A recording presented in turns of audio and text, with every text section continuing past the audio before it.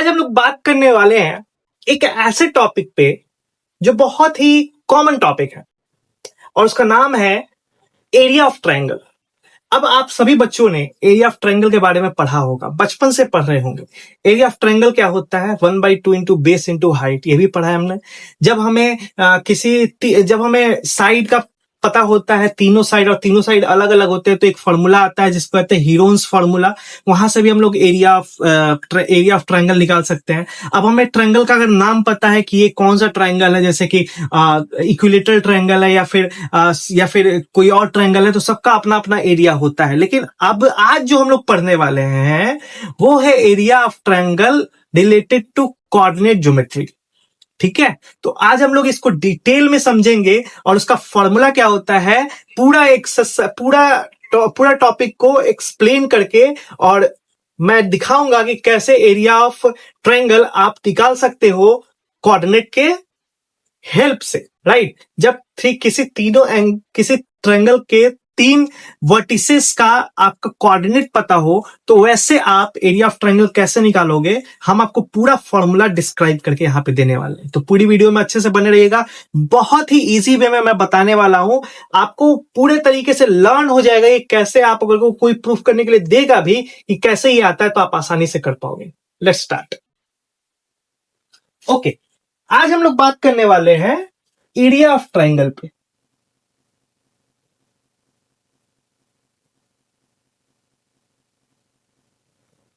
Area of triangle पे, ठीक है। और एरिया ऑफ ट्रायंगल हम लोग कहां पढ़ रहे हैं? कोऑर्डिनेट ज्योमेट्री में। 10th क्लास में ये कोऑर्डिनेट ज्योमेट्री के अंदर आता है, ठीक है। तो बच्चे इससे रूबरू होंगे पहले से कि कोऑर्डिनेट ज्योमेट्री क्या होता है, ठीक है। सबसे पहले मैं एक ट्रायंगल ले लेता हूं। ये हमारे 2 एक्सिस है और यहां पर मैंने एक पॉइंट ले लिया है ए, यहां पर पॉइंट ले लिया है बी, और यहां पर पॉइंट ले लिया है मैंने सी। अब इसको मैंने मिला दिया है।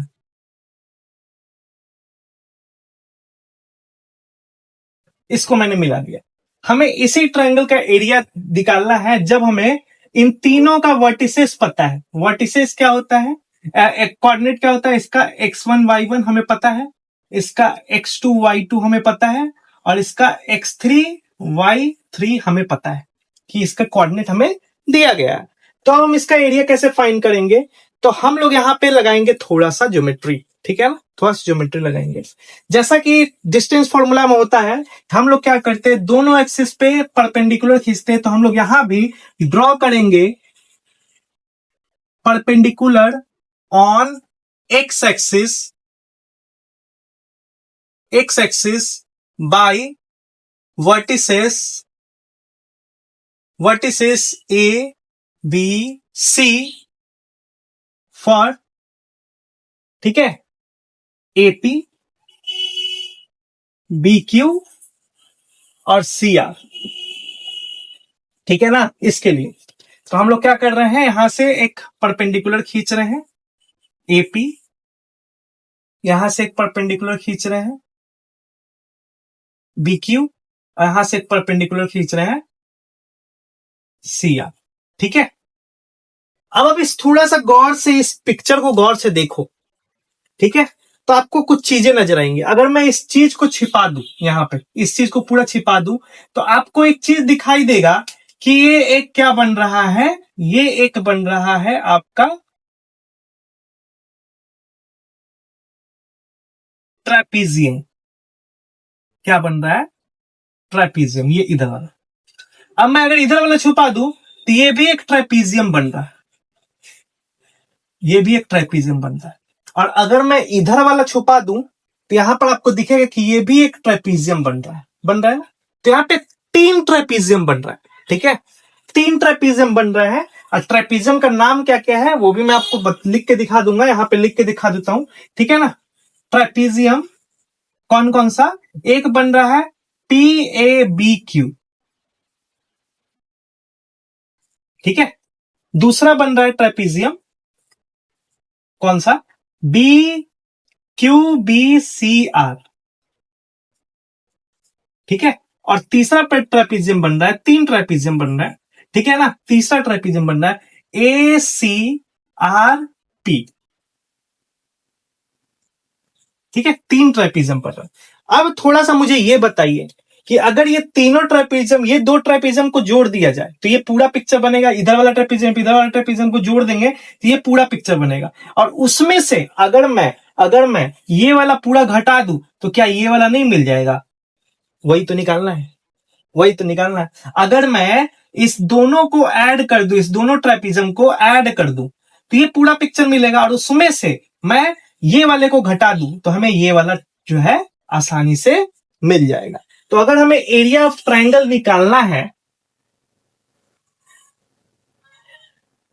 Area of triangle A B C निकालना है तो हमें क्या करना पड़ेगा?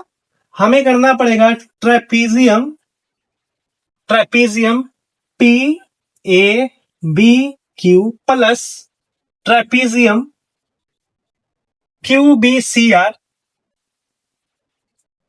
Minus trapezium, trapezium A C R T. अगर इन दोनों को जोड़ के इसमें से ये माइनस कर दिया जाए तो हमें ट्रायंगल पता चल जाएगा ये क्या है।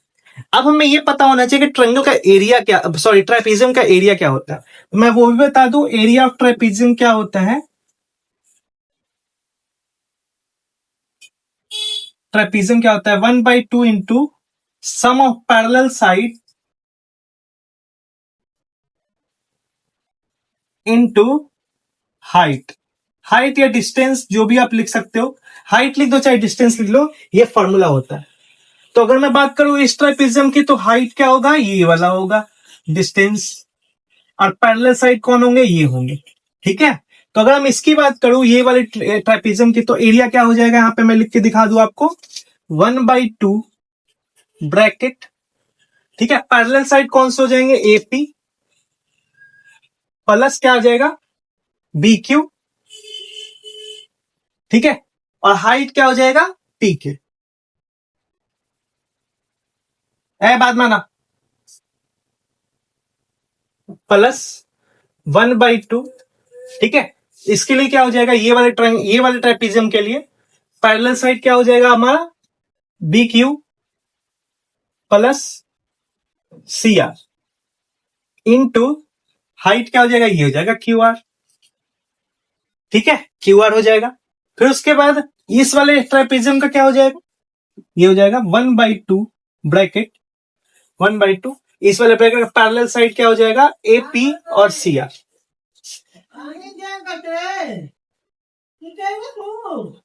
ठीक है, और इसका हाइट क्या हो जाएगा? पी आर, ठीक है। अब सबका वैल्यू पुट करेंगे। अब आपको पता होना चाहिए कि इसका वैल्यू क्या होगा। थोड़ा सा गौर करिएगा, ठीक है ना, मैं आपको बताता चलता हूं, ठीक है। इसका वैल्यू क्या होगा? ओके, ठीक है। तो हमें सबसे पहले किसका करना है? एपी का। एपी डिस्टेंस क्या है? एपी डिस्टेंस हमारा किसके पैरेलल है? एक्स के पैरेलल है, वाई के पैरेलल है। वाई के पैरेलल का क्या है यहाँ पे? कोऑर्डिनेट वाई, तो इसका क्या हो जाएगा? इसका क्या हो जाएगा? वाई हो जाएगा। तो 1/2 क्या हो जाएगा? y1, ठीक है। और बी क्यू क्या हो जाएगा? बी क्यू देखो, बी क्यू क्या है यहाँ पे? ये वाले, ठीक है। तो ये किसके पैरेलल है? वाई के पैरेलल है, तो इसको हम लोग क्या मान लेंगे? y2 मान लेंगे, y2, ठीक है। तो ये हो जाएगा प्लस में y2, ठीक है। और पी आर क्या हो जाएगा? पी आर हमारा ये है। अब आप देखो कि यहां से यहां तक का किसके पैरेलल? अब ये देखो, ये वाला लाइन, ये वाला लाइन किसके पैरेलल है? एक्स के पैरेलल है। और यहां से यहां तक का डिस्टेंस क्या दिया गया है? x2 दिया गया है।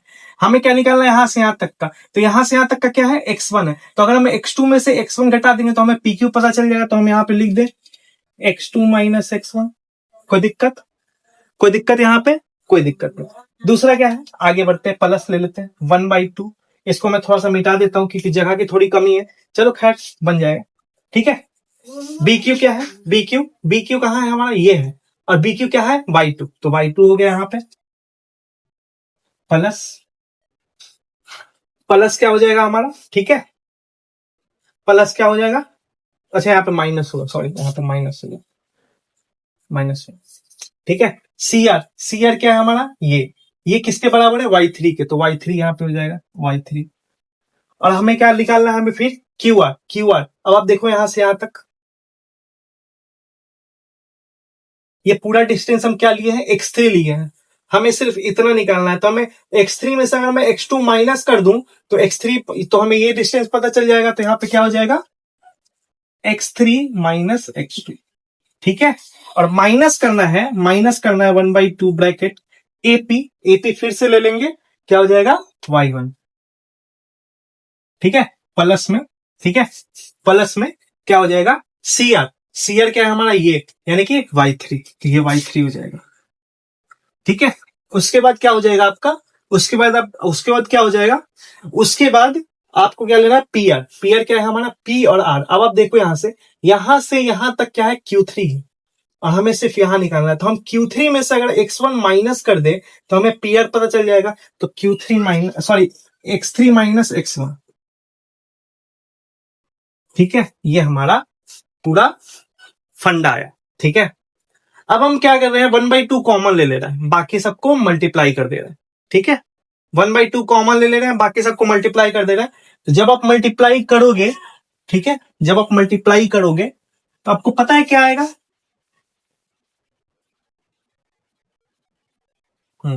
ठीक है। जब आप पूरा मल्टीप्लाई करोगे तो आएगा आपको, पूरा कैलकुलेशन करने के बाद आएगा 1/2, ठीक है, ब्रैकेट,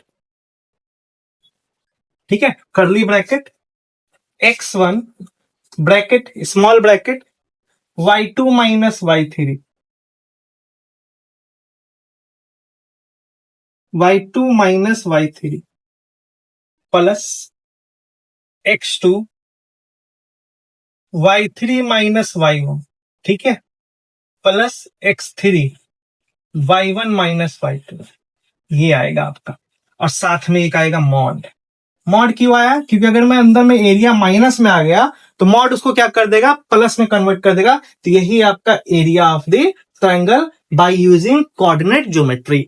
आई होप सो कि ये प्रूवेंस आपको समझ में आया होगा। यहाँ पर थोड़ा सा कैलकुलेशन है जो आपको करना है, ठीक है, करके कमेंट बॉक्स पे रिप्लाई जरूर करना, यहां से यहां तक, ठीक है। ये कैलकुलेशन आपका पूरा जब कैलकुलेशन करेंगे तो ये आएगा आपका। ओके, आई होप सो कि ये वीडियो आपको अच्छा लगा होगा और आसान तरीके से आपको समझ में भी आया होगा कैसे आप प्रूव करके दिखा सकते हैं।